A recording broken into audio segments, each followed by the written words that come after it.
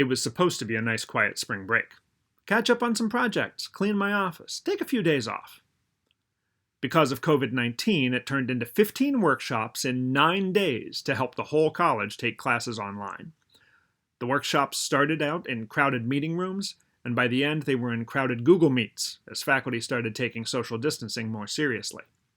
An uncounted number of consultations and calls and emails for help flooded in. Classes started and the calls and workshops continued.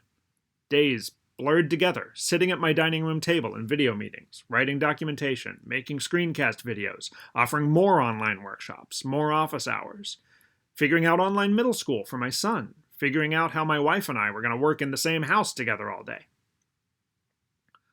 On April 5th, my friend Pat emailed to say he'd found a way to play Hearts online, and maybe we could get together for a game. Pat, Chris, and Matt are my closest friends in the world. We're the guys. We went to high school together, hung out through college and after. For a big chunk of the late 80s and early 90s, every weekend, sometimes every night, we could be found in Chris's basement, around a card table, drinking Lipton's iced tea or Black Label beer, and playing Hearts until 2 or 3 in the morning.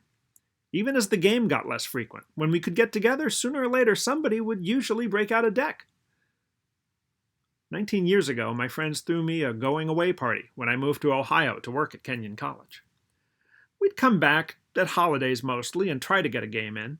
Someone would say, "Hey, I think I read about a way to play Hearts on the internet," but we never got around to it. Until this April. Until locked in and stressed out, we knew we had to get the guys back together.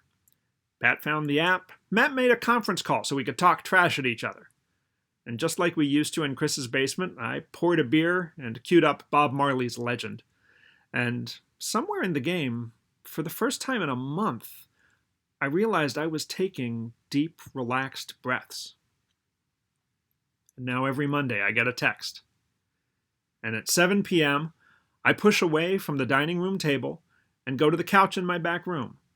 I pull up some dad rock on iTunes and fire up the Hearts app.